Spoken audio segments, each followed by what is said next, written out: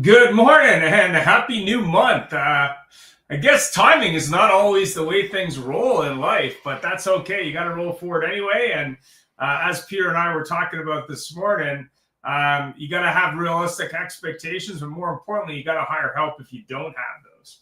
I've had some discussions recently with a number of different companies in the AI space. I know AI is a little crowded and probably going to be more so.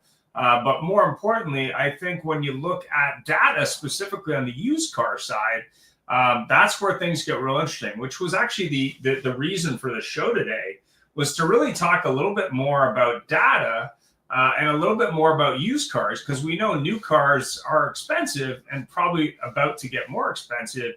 So it makes sense to look at used cars to make up the difference. So as a precursor to the show, I did a survey. Let's see if I can find it here now. I had it up here. 1 second. So the survey was about how old should your used cars be. So here we go. This is what people actually thought. And it's a survey on LinkedIn, so it's not specifically, my opinion. It's the opinion of almost 80 people, and it is still running. So it may actually be different. But what shocked me, and I guess it wasn't that shocking, but when you look at used cars specifically, and you look at used cars in a point of view of that Brandy talked about it, financing used cars maybe 3 to 5 years old may be the sweet spot. And I actually just I was reading an article on the weekend talking about Honda allowing dealers to certify older and older used cars, which I thought was kind of interesting. But 1 to 3 seemed to be a pretty big area, but 3 to 5 was clearly the lion's share. But I also had the opportunity to interview a guy called Boris. I've interviewed him before. He's Russian, so he's a little bit hard to understand, but he does live in the U.S. in Seattle, and he has an interesting company called Let You Know. So what they do is they actually allow customers to bid on cars with multiple competitive dealers. The dealers don't know who else is bidding in terms of accepting offers, and it's all kind of automated. So I thought that was kind of interesting. So I'm going to play a section of that interview, hoping to have it edited soon. So here we go. And good morning. And happy new month. Who does this? Let me move this back a little. There we go. Now it's going to work. It's got to be based on something. You cannot just develop mathematical models that are based on thin air, right? It has to be empirically justified. When I say empirically justified, it means that it's got to be based on real data, right? And that's something that I happen to collect, and over time it allowed me to develop all these different models, right? So you can think of it as it's just a random chance, right, that I happened to stumble on the wealth of that data set. So that's the journey.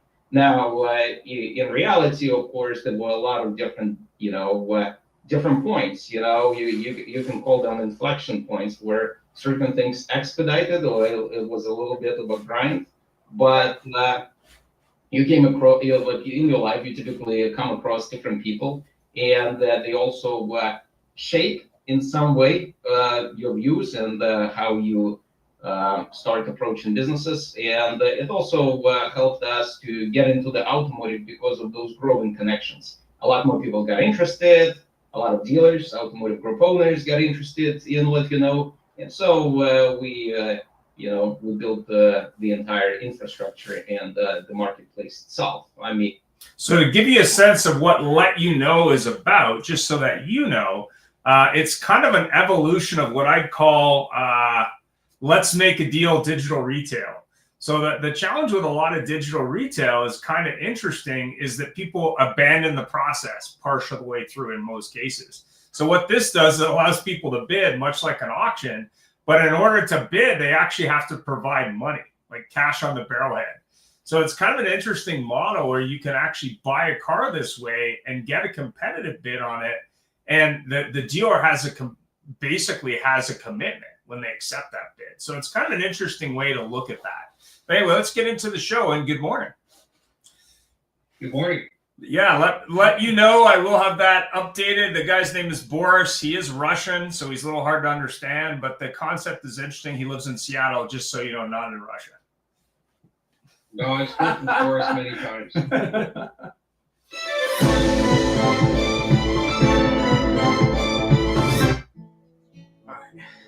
Life is about connection. Having a support system to lean on.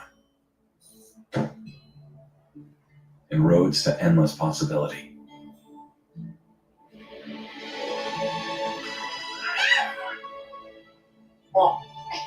At every turn, guiding the way, we are building the connections that move you.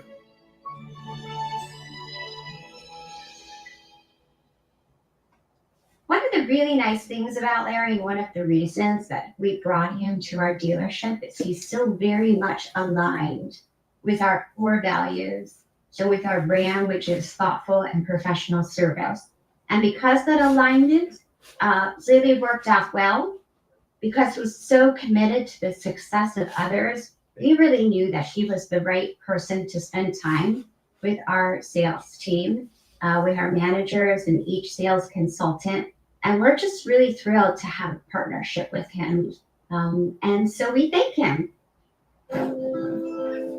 How do you adventure? Is it fast? Is it free? Is it clear? Is it rugged? Is it remote? For your next adventure, trust MotoClose for buying, selling, trading, and protecting all of your motorized assets. Powered by Disclose Dealership Management Dashboard, your all-in-one DMS, CRM, menu, lead gen, inventory, staff, client, and deal management solution. Disclose DMD, like the DMS, only better. Mention promo code AutoHub 2025 to get special pricing, including waive setup costs, no contract, and your first month's free. Car dealers often underestimate the power of social media. Are you wondering why my face is plastered in your newsfeed? Are you a GM, dealer principal, or a manager at a car dealership wondering why you see me all the time on Facebook, Instagram, LinkedIn, TikTok, and all over social media? Well, that didn't happen by chance. I target car dealers that are in-market shoppers for social media services, and I'm going to do the exact same thing for you so that you target in-market shoppers for your brand of customers that purchase your vehicles. During my Viato days, helping car dealers appraise and price cars, everyone was asking me, what do I do on social media? What do I do with Facebook, Instagram, TikTok?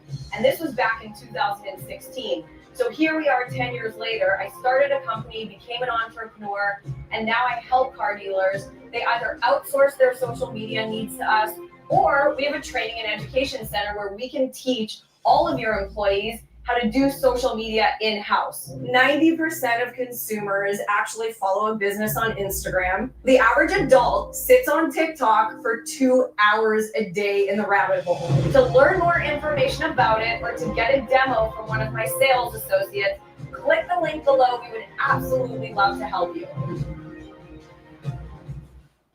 Good morning. And we have Larry on as well today. Crazy.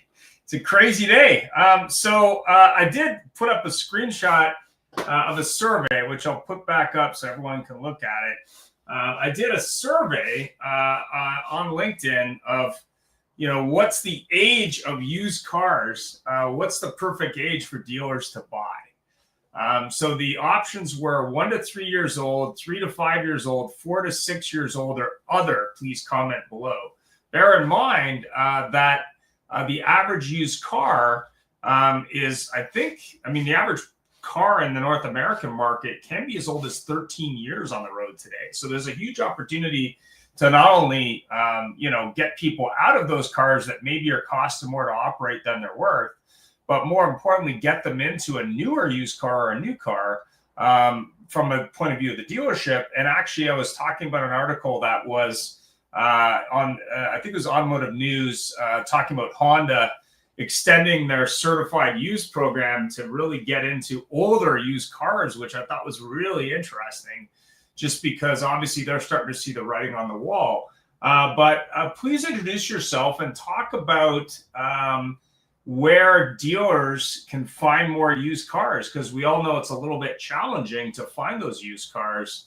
Go ahead, Peter, you were first on. Well, thank you for having me. Again, Ian, No problem. Peter Smith from Line Partnership. I operate a collective of 21 automotive experts throughout various verticals in automotive. A number of us are actually in the acquisition field for used cars, so I'll speak on their behalf. The very first thing that most dealers are looking at, that they've always looked to their trade-ins. Yep. And they've always looked to auctions. Well, those typically are the only areas, but there's actually 7 different areas of acquisition now. The 2 primary sources that people are not looking at are actually social media and their service lanes. My number one source was always my lease portfolio, but in the States, there's a challenge with leasing. The national average is 18.6%. And that is a massive opportunity on both new and used side of the business down there, because I can tell you right now, when COVID was around, Canadian dealers hit 58% penetration on leasing, and they thought the world was over. That's 3 times what the US average is. But we thought the world was over at that point. So we can, if we only engaged in acquisition properly, we would actually see a better opportunity.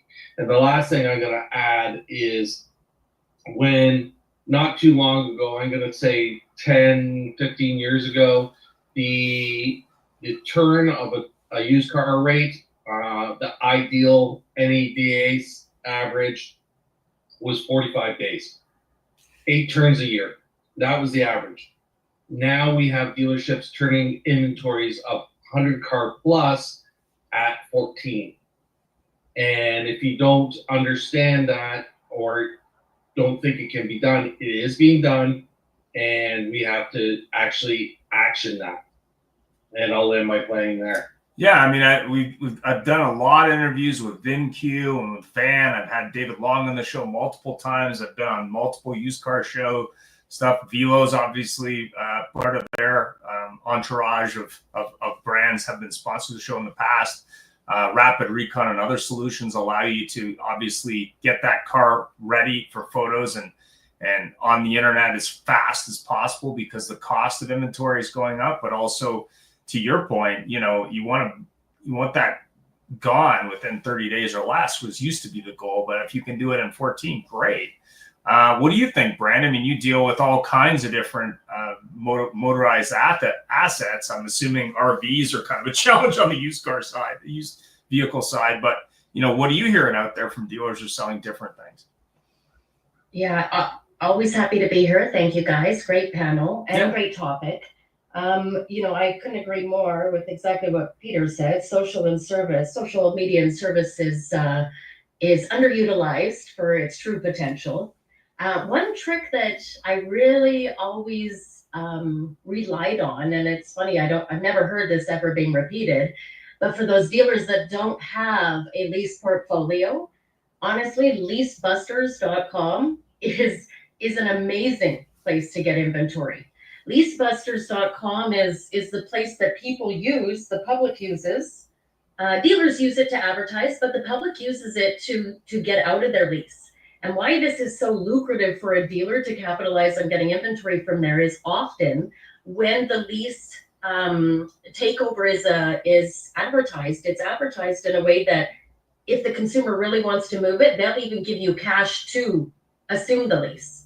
And so you're literally buying inventory with cash that is injected by the current lessee, And therefore you can buy inventory.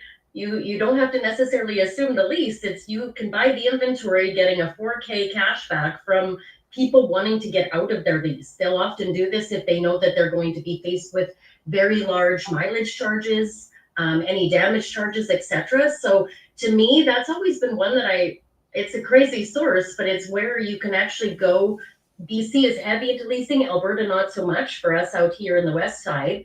But you can pick up really great inventory with cash back from the consumer side. So that's what I've always really relied on, is Lease Busters to try to find inventory that isn't had. And then of course the other thing that we incorporated into Disclose that kind of goes a little old school is, I'm sure us veterans can remember the old log, right? So your log, I've talked about it before. I always refer to the log, the vehicle that they're, obviously client name, vehicle of interest, and the trade. Well, you'd be flipping back months of pages to look through trades. And so our system, one thing that we did that was really unique on Disclose's side is in the CRM side, you can keep a copy of household vehicles. And so you can save the household vehicle into the consumer's profile. You can save it as a wanted vehicle or as a owned vehicle. And therefore, when new inventory comes in, it matches up with the client's profile. So, kind of that old school way of attacking your data to try to find used inventory, we kind of built that into the system as well. So yeah, there's a company, I think in the US called Walkaway.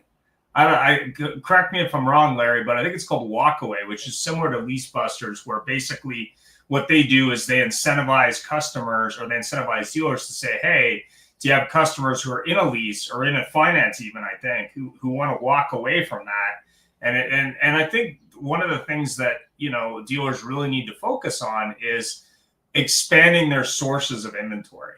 What is your thought, Larry? I mean, you're training salespeople, you're training managers, you're training dealers. Like what are you hearing out there from dealers who say, hey, I need 300 used cars, I've got 50. Like how are they dealing with that challenge?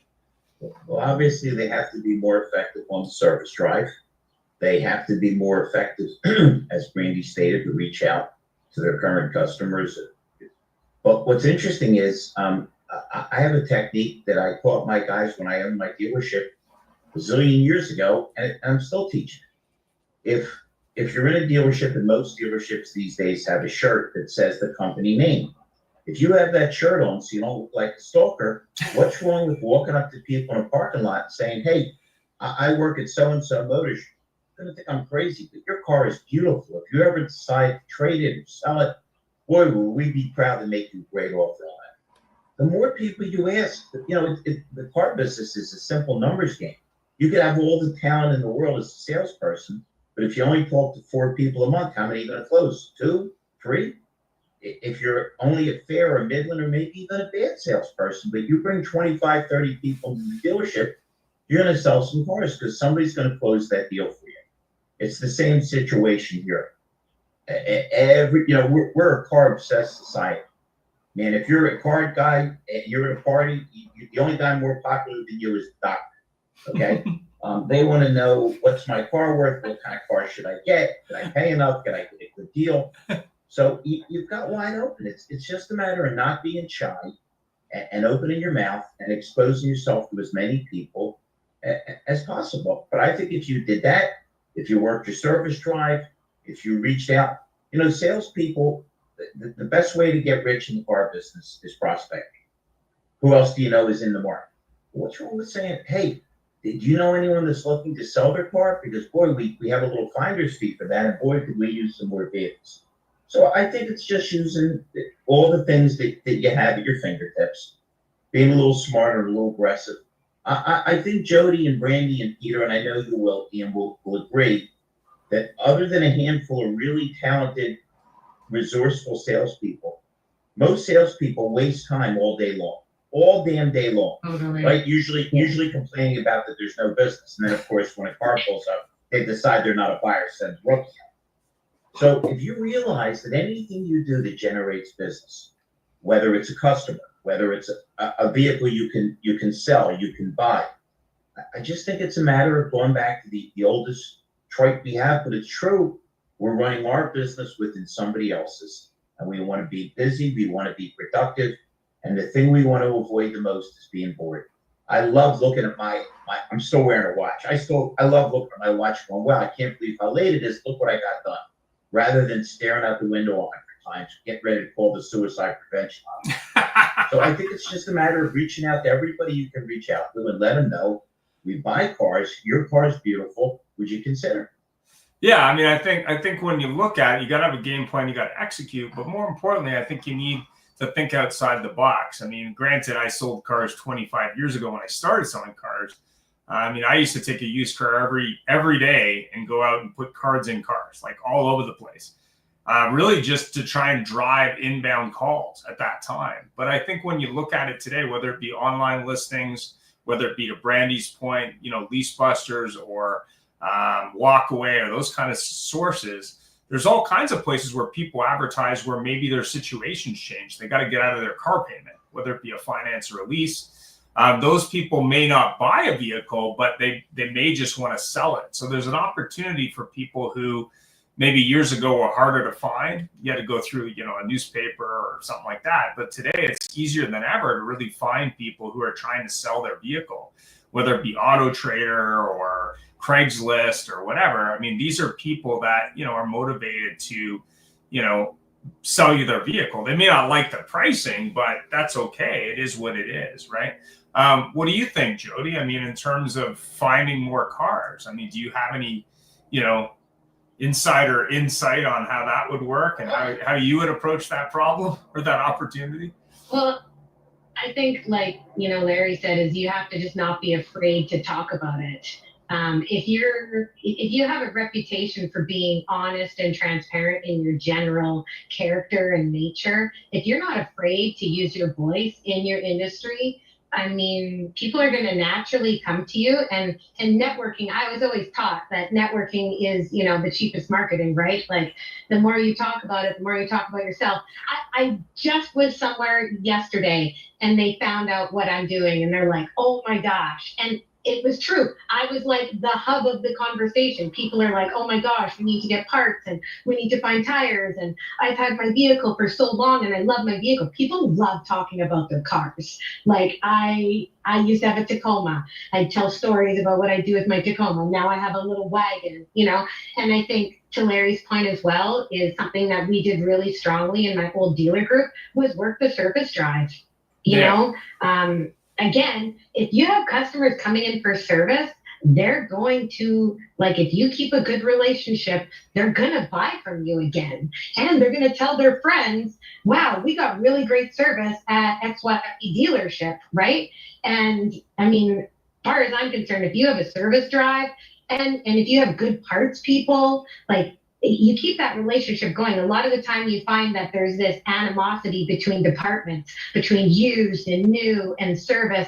And man, we're all on the same team. If you can get your dealership working together, you get a service advisor, you spiff them a little for bringing customers to you. I think that, that's one of the biggest things. And the independence is using social media. Use your Facebook. And, I just had a buddy, he started in just financing power sports and the motorized wheelchairs, and he just put something out on Facebook and said, hey, look, I'm really sorry if I'm blowing up your feed, but I'm trying really hard to start my own gig. And then all of a sudden, all these people are like, no, man, good for you. And hey, I got a friend. So you just got to not be afraid to use your voice. And, if your reputation speaks for itself, then, I mean, you can just keep pushing. And like Larry said, if you're not talking to people, how many cars are you going to sell? Not going to sell any cars if you're not talking to people. Exactly. Like when you're looking at what cars to buy, when you're looking at where to source the vehicles, when you're looking at service, as we were talking about, I mean, every dealership knows who's potentially coming in for service tomorrow or even today. 100%. They know that the show rate for service is really high. I think that's a conversation the service manager and the general manager or the used car manager could have on a daily basis going, hey, what do you have coming in tomorrow that maybe, we could buy? You know, that Let's do a quick conversation. appraisal. Yeah, that conversation. I mean, some of the dealers also, and I remember I was working with this deal group in the Vancouver market. They would put together a proposal for customers. So when the customer Yeah, came we in used going, to do that. listen, hey, we want to buy your vehicle. Like, what's it going to take? But here's where we're at, kind of thing. So I think part of it, though, today, which is, I think, moved ahead, is the data side. When you look at what's out there in the marketplace and the tools like Auto and other tools in the market, you can not only make smarter buying decisions for cars, you can also look through your data and say, hey, if our target, to quote Peter's point, is 15 days to sell that car today based on cost of vehicle, you know, what are the cars that we're selling in less than 15 days? What are the cars we're selling in more than 45? Maybe we shouldn't buy cars that, or keep cars that we know historically aren't moving. So I think a part of that is better decisions. What do you think, Peter, on that? Well, again, the challenge with our industry is that and I'm writing an article about this, is that it's definitely the true definition of insanity. We do the same thing over and over again and expect a different result. It happens at every single dealership, every single brand, every single geographical area, every single demographic, you name it. It's the same thing. We use a playbook that was written in the 50s, and we expect our consumers, which change every single year, to remain the same. So we're looking at these people that, and I don't know what generation they are. They could be Z's, X's, Y's, Alphas, this, whatever. They're millennials. We expect every single generation to be the same purchaser, where they're not. And we consistently make poor decisions. And that poor decision is how we engage them. Yeah. And that leads into how we keep our inventories, how we choose our inventories, how we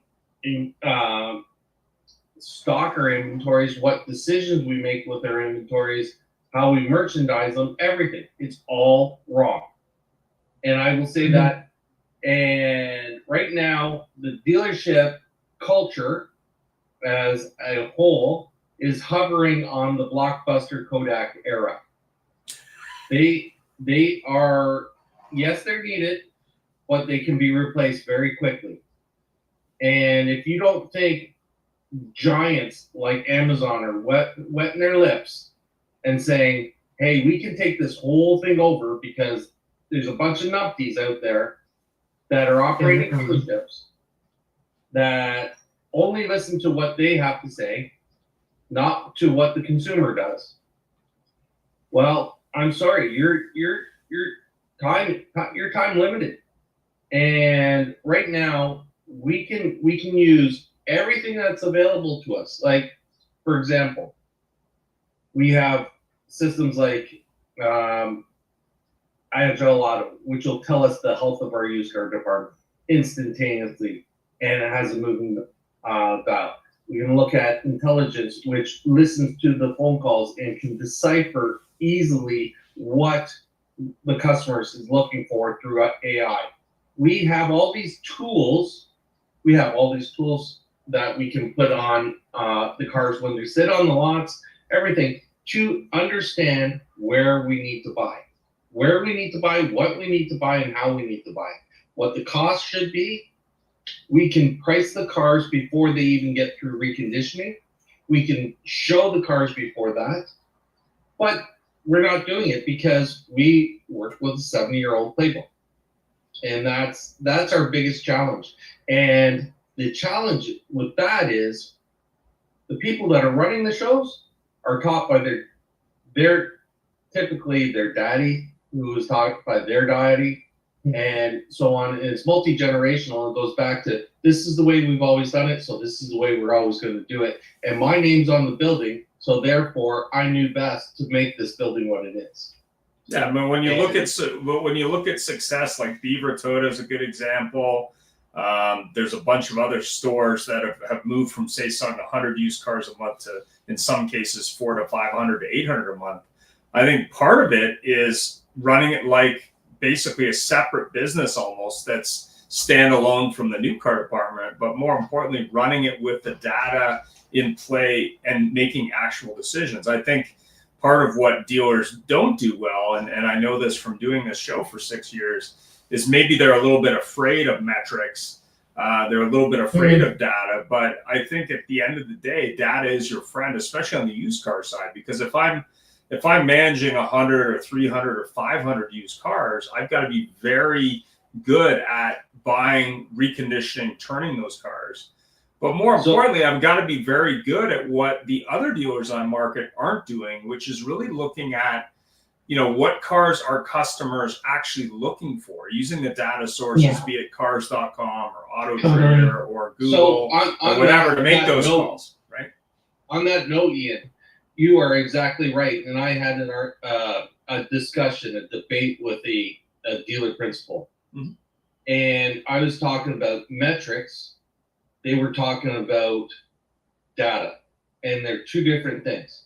Their data that they measure is the old dealer math. How many people came in? How many people got a presentation? How many people got a test drive? How many people went to offer? How many people went to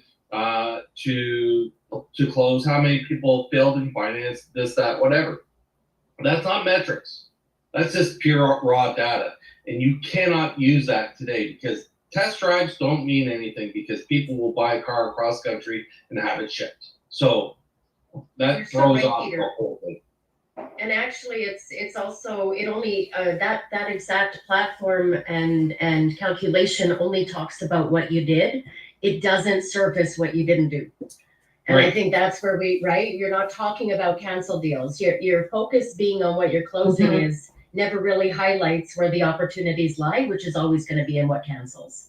Well, not only that, I mean, if you have an ad up on your website or on any media, and you're noticed with that used car that nobody is interested, like virtually nobody, then that should be a red flag for you to say, hey, maybe I bought the wrong car there. I should move that to another location or sell that car. And I think a lot of it it's about lead count, but it's not about digging into those details. And some of it's just a fear of data, but more importantly, maybe, missing the ball there. But, I know you're the most data-centric person out there, Larry. What's your thought on these decisions? Was and remains lack of communication. It's lack of communication between departments, and it's lack of communications between the public and dealers. Brandy, Jody, Peter already knows when Ian, and he's always kind enough to recommend me to people. He doesn't tell them I'm calling handsome. I'm actually short and handsome, Brandy, but I'm just trying to be factual. He says the same damn thing. The guy always answers his phone. Now, you shouldn't get a medal for answering your phone. But if you want to have a frustrating exercise, call 10 dealers and see how many people totally. So, and the really scary part is I always tell the story when I started the business and the GM was leaving and the operator said, you have a call, boss? He said, tell him I left. And they thought, what to do? If they want to buy a car, you pass them on. If it's a problem, you solve it. And then salespeople see that and they figure, well, the people aren't that important. Rather than to this day, I leap over cars to get to my phone. So you don't have a direct communication, and we make it clear you're not that important, right? Always bothers me when people don't answer their phone. And then in between the departments, aren't we all tired of discussing that variable and fixed ops should work together like this instead of being enemies? I got a feeling if we all live to be 200, we'll be having the same stupid discussion. Yeah. So I think that is great. AI is great. All this stuff is great. It's not replacing human beings. It's not replacing. No machine can empathize, smile, or put its arm around you and say, I feel you, man, that happened today. So I think if we just learn to communicate better, and the problem is, and I mean this as diplomatically as possible, half the country and half the world are complete idiots. And they have no self-awareness whatsoever. Again, I sound more like Peter. He's the disruptor. I'm more of the emollient. But aren't we all tired of hearing people talk about culture, how great their culture is? Well, have you visited your own culture? Have you been on your own website? Have you tried to call anybody? Because I don't think you'd be so enamored of what you're doing if you actually experienced it. You know, you've got to be aware that the customer, I always quote Sam Wall, he said, the boss isn't me, the boss is the customer, because they can fire anybody by stop coming in. I know it. I believe the people on this call know it. I don't think the dealers know it. And salespeople are the worst purveyors of negativism I've ever seen in my life. Brandy, I don't know how much time you spend on a sales floor. Salespeople all day long. They don't talk about sex. They don't talk about sports. They talk about there's no business. And then when a car pulls up, 3 men's candidates decide he's not a buyer. I don't know. I never met anybody. I don't think Elon Musk might be the smartest guy in the world. I don't think he can tell you who a buyer is. So if we can't tell, let's assume they're all buyers. So I just think it comes down to communication. Everything we talk about, it's the same thing. Jody, they paid me a lot of money to go to Texas. I didn't wear my Eagles jersey. I was safe. Okay, those Cowboys, they're in a deep state of depression. And they put me in a room, 3 different rooms with a bunch of salespeople, nice salespeople. Hey guys, simple one, because you all want some more business. How many days a week are you in service? They looked at me. Why would we want to go to service? Yeah. Well, let's see. Yeah. Why wouldn't you want to go to service other than having a higher tax bracket because you make more money? So it just comes down to communication. Yeah. It just comes down to realizing you're going to go to work for 8 hours. It's more fun to be busy the whole 8 hours and go home with a paycheck than it is to stare out the window and be miserable. But it just doesn't seem to get through to many people. I mean, it's always fun to be on the Ian show because other than an occasionally curmudgeon, everybody has one that's pleasant and everybody speaks very clearly. Brandy, I don't. This happens to me all the time because I'm not really a headhunter, but I'm a recruiter and I'm all over the place. Can you help me get a job? It'd be my pleasure. What do you do? After 8 minutes, it's what is it? Well, I'd like to get into a position where I expand experience. What the hell does that mean? So we don't know how to articulate what we feel. We don't know how to communicate.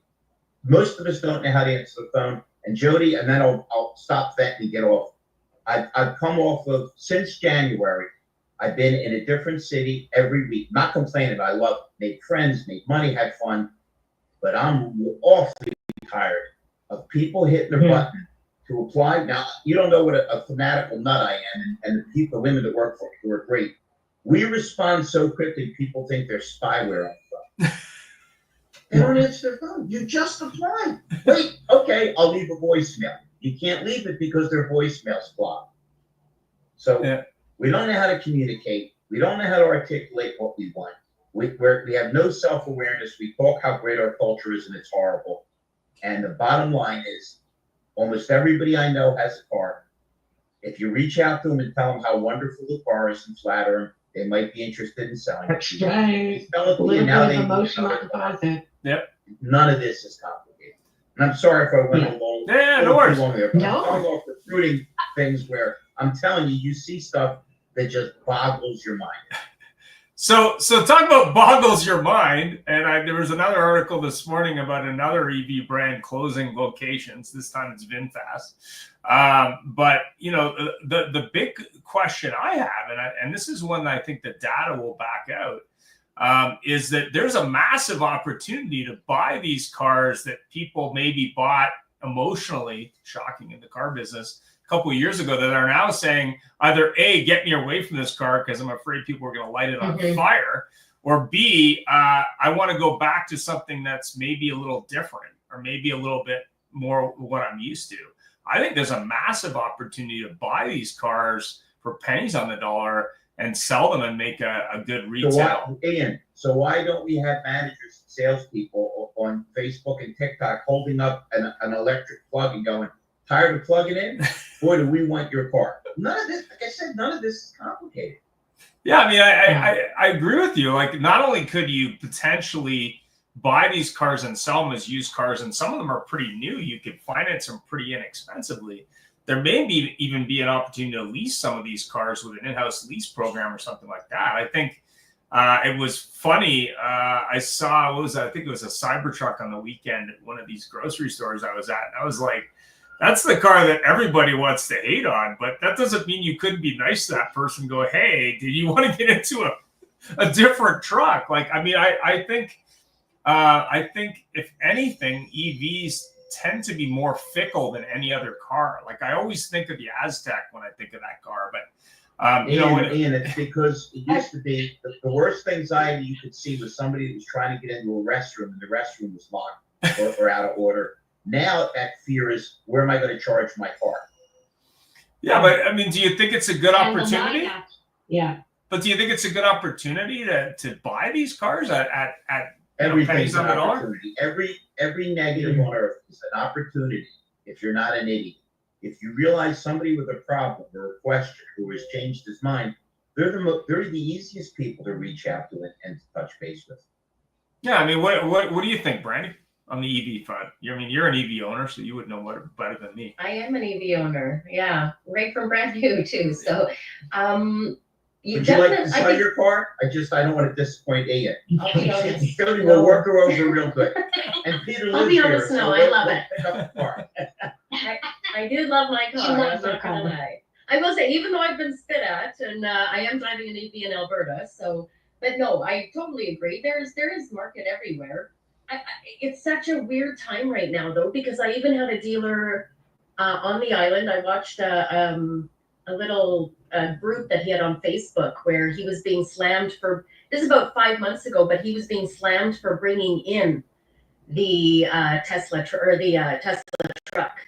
So he took huge feedback from the community. It's a small island town, or coastal town, I should say. It wasn't on the island, but he took huge feedback from. So BC, really hating on Tesla right now. You'd really have to pick up that inventory for a ridiculous amount. Is it possible? Absolutely.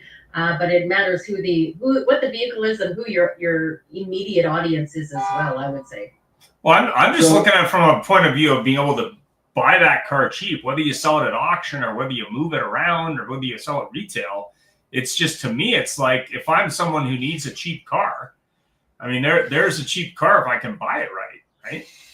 And you're not wrong. Here's the thing: my electric. We're at a rate right now. If my electric is 0 and I charge to 100%, it costs me $8. $8. So yes, definitely, if you can buy it right, and there's huge audience for that. So in that conversation, that's at home. The public chargers are another story. 100%. The public chargers can be anywhere from $16 to $80 for the same charge. Wow. And you don't buy it unless you got a charger at home. I'm not going to buy. That'd be insanity. And that's the challenge. Now you take someone like myself. I've had 5 Teslas, and I bought them specifically because I did high mileage, and the amount of gas that I would put in a car would equate to, and the savings from electricity at home would equate to a much more expensive car. It made the car free. And that was something that was used as a value add in the purchase decision of purchasing an electric. Now today, Tesla has removed free supercharging. Tesla has done this, Tesla has done that. They put back free supercharging on slow moving models so that they can get it just like any manufacturer. But the challenge is, because of the way Tesla operates, they can turn it on and turn it off at any given time, and they just say, too bad, so sad. And they do. But the other side of that challenge is, when you're buying and selling these cars, yes, Larry's right, there's an opportunity every single circumstance that's out there. Back in the 80s, it was Audi with unintended acceleration, and you could buy an Audi really, really cheap, and because no one knew that people were actually hitting the gas pedal rather than the brake pedal, and swearing blind that they were hitting the brakes. So Audis took a tanking. You had BMWs and Mercedes eating engines in the 90s. and you can buy those cars really cheap as well. There always is a factor that we see in the business, and it's a cyclical factor that there is a manufacturer that's in trouble that no one wants to have. No one wants to have. Right now, Ford with their recall on the reverse camera. Those cars can't be sold. They're stop sell on all cars. They can't be sold, and because it doesn't pass safety. And so, what are you going to do as a dealer? You're going to take those cars in for cheap and hold them, put them on your floor plan, absorb it until the remedy comes out. Now, the challenge is, when does the remedy come out? When does the challenge with Tesla turn around? When Elon goes back to working there, or when Elon says, "Buy me out of my $200 billion worth of shares, and I'll walk away, and you can have the company." Yeah, but I think you got to look at it, Peter, and I appreciate that. But you got to look at it and say, okay, as a dealer who wants to sell used cars, you've got to look at every possible angle to source those cars. And not only that, you got to look at market conditions. And we all know market conditions are that cars are expensive from a used car perspective, and people are stressed out with cost of living. So there's definitely an opportunity if you can buy cars of any type, be electric or other, at a reasonable price point, that you can grow your business. But more importantly, you're less beholden to that manufacturer who may want to pass on some of those additional costs to you as a dealer. So I think if you're looking at competitive dealers in the marketplace, and you're looking at days in stock, and you're wise to that, but you're also looking at ways to give consumers options, especially if your other dealers in the market are afraid to give them those options, there may be an opportunity for you to get ahead of the pack there, and more importantly, differentiate yourself from everybody else. Here's one that brings up a great point. Market conditions. Let's look at what the market conditions are, and who dictates the market conditions but the OEMs. The OEMs dictate it by putting incentives on the new cars. If anyone saw the latest incentive for Polestar right now, $326 a month for a Polestar 2 dual motor, 12-month lease, no money down, nothing up front, come in, sign, drive away. $326 a month. That is insanity. When the average price of a car on a payment is over $700. Yeah, I was gonna say double. Yeah, that's the average price. Now you're gonna drive for 12 months. Great. Who cares if you have home charging or not? It's just, at that point, it's $10 a day. That's typically what you'd spend on mass transit. Well, that's what BMW is doing with the i3 back in the day. And I believe, I'm not sure what Tesla Model 3 was doing initially with leasing, but the other thing that nobody's talking about, and I think this is a pertinent topic, you know, the Teslas were forced return leases. There's a lot of them out there on the road, some of which obviously unfortunately have been damaged, but those cars are going to be on market. They're going to be out there. There's no way the Tesla dealers are going to be able to sell all of those cars themselves. So you're going to see some interesting stuff on the used car side, specifically in electric. But more importantly, if I'm a manufacturer, use Stellantis as example, who says on again, off again electric, or Ford that's doing some stuff in electric, you know, what does that mean for that resale value and the acquisition cost of those vehicles? I think that there's a huge opportunity for someone who maybe was resistant to buy a new electric to buy a used one at a very good price point. And maybe that's a lease or a finance, I don't know. But I think there's an opportunity for people to go, hey, I want to get into the electric, and now the price point at $20,000 makes sense, right?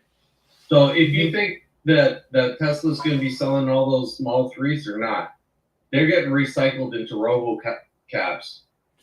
That's where they're going.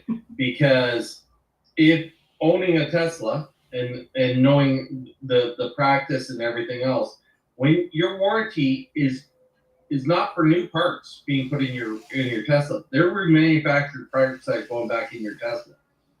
That's the big thing. Tesla is looking to lower their costs, and they're lowering their costs by remanufacturing their vehicles and recycling them out into RoboCabs.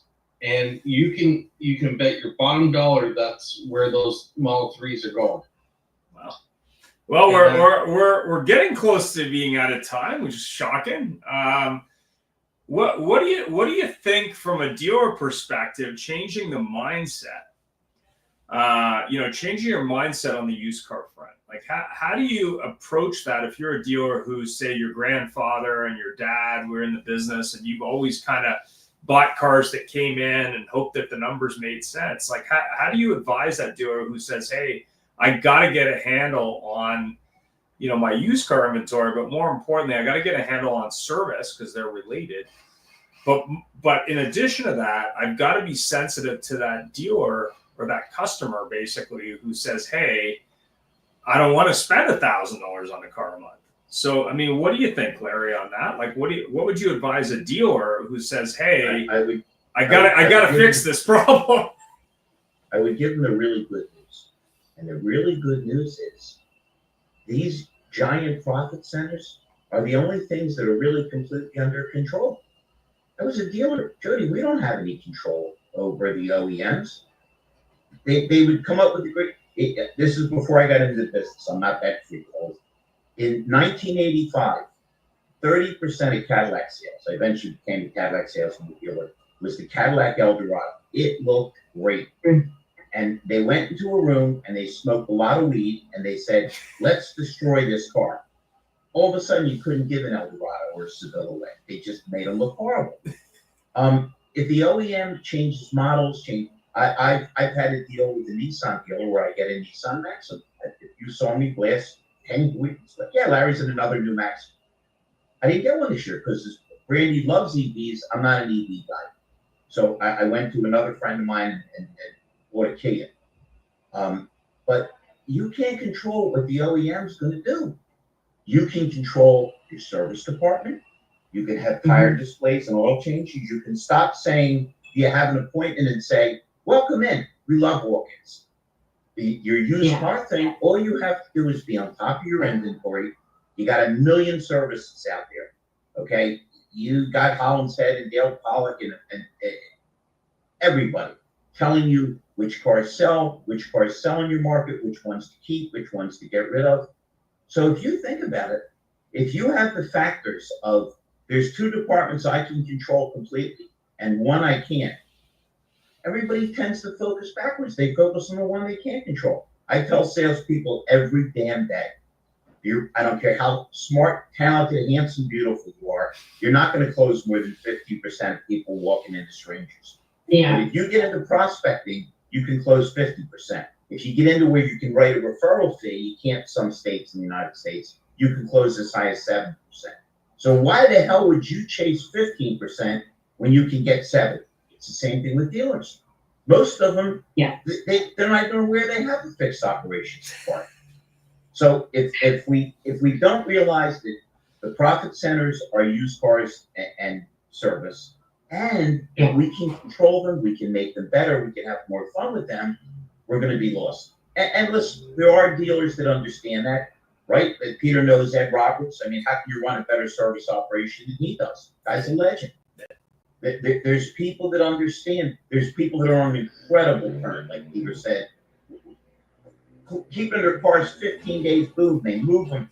And everybody in this program knows the drill. You make more money, Jody, when you sell a car for $1,000 profit in 10 days than for $3,000 in 90 days. All you're doing is what your true costs are. So I think it's just a matter, Ian, of just trying to wake people up. Listen, Brandy, I'm on Ian's show forever. He like took me under his wing. He must get like tax credits for dealing with mentally unstable, Philadelphians. But I don't know anybody nicer than Brandy. And what did Brandy say earlier? Yeah, I got spit on because I was driving a Tesla.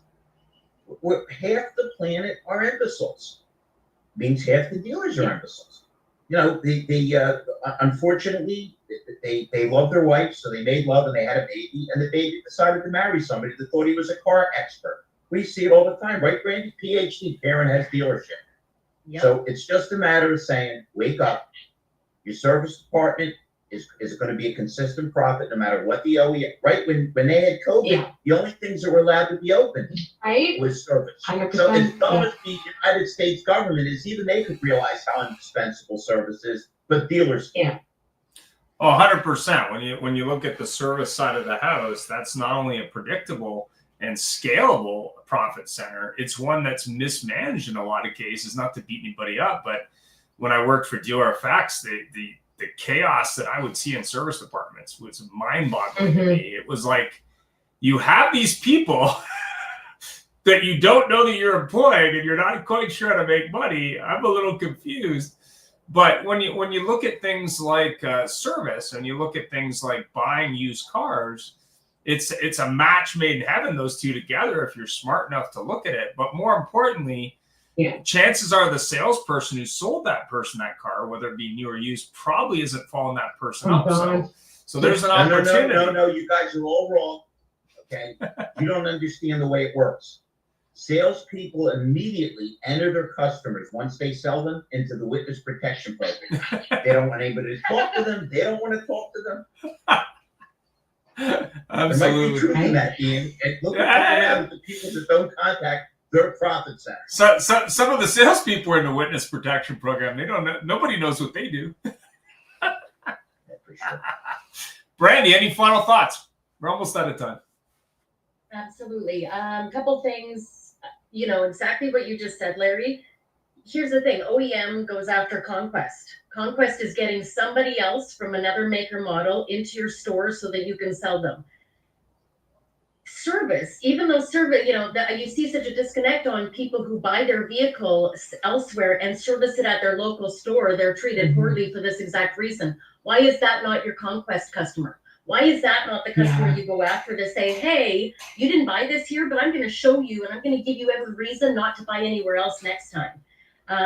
You know, another part that you had said earlier that I also quickly want to touch on, Ian, is, you know, Brian Jessel, BMW, did this particularly what you had exactly said. When they realized they weren't selling used units out of their new car platform, out of their new car location, they literally opened up a whole brand new location just specifically for used cars.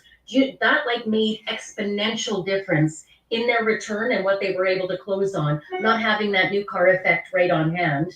And also your OEM, quit fighting and start capitalizing. Exactly what you said, Larry. You're not going to agree. You don't have control over them. But how many stores actually capitalize and utilize every single OEM promotion that is available? They don't. And so there is endless opportunity if you want to dig enough, for sure. Yeah, I mean, when you look at Brian Jessel as a great example, I think they were turning 200 to 300 used cars a month, multiple brands, from a used car location that's just down the street from their new car location. But it only happened as soon as they did that. And they have a separate service department there too, which was kind of interesting. But you can't really argue with success. They're the top, or they were the top BMW store in the country by far. You saw their sticker everywhere. Yeah, but in Alberta, you'd see their little But not only that, when you look at Beaver Toda, if you haven't looked at Beaver Toda, you should.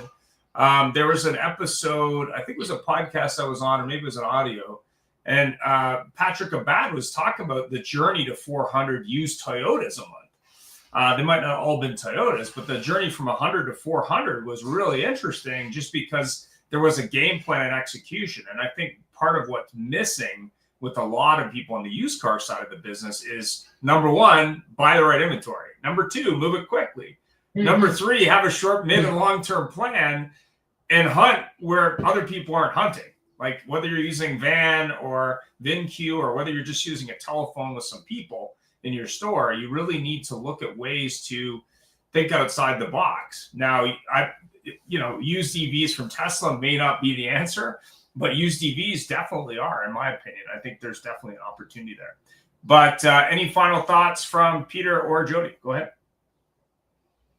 Go ahead, Jody, and then I'll go. Okay, I was going to say one thing that I like working in a big dealer group is I think marketing is something we all, have seen so much money poured into, and a lot of dealers don't take the time to really like get down and understand. Like some of my biggest things are what we've talked about, what made me successful is looking at the aged unit list, going after that, putting spiffs on units that are, aging inventory, looking at what is selling and buying more of that, and being aware of what, like in your neighborhoods, like being from British Columbia and living in Alberta, I know that an all-wheel drive is going to be popular.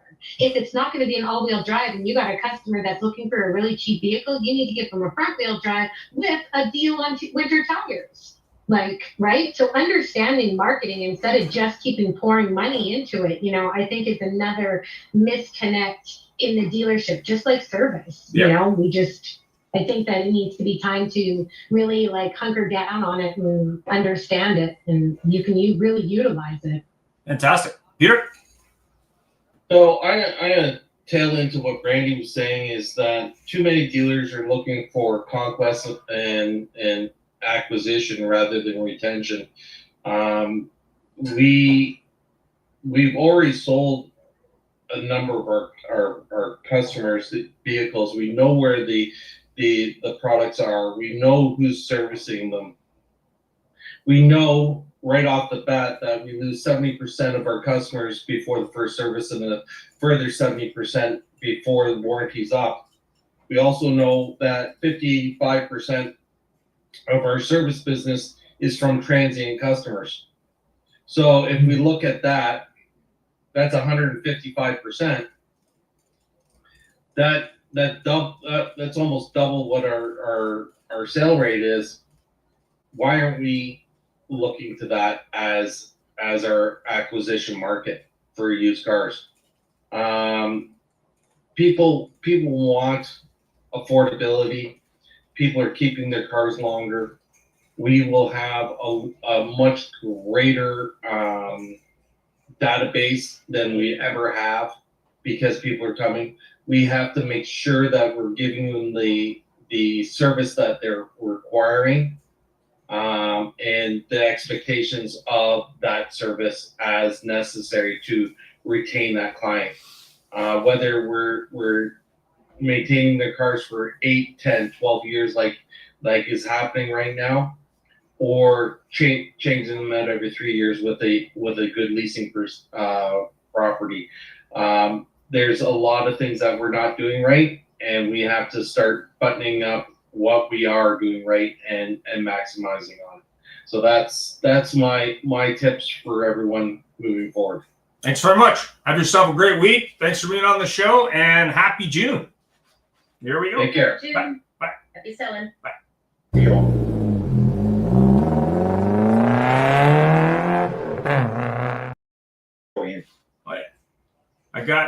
I got a few more leads.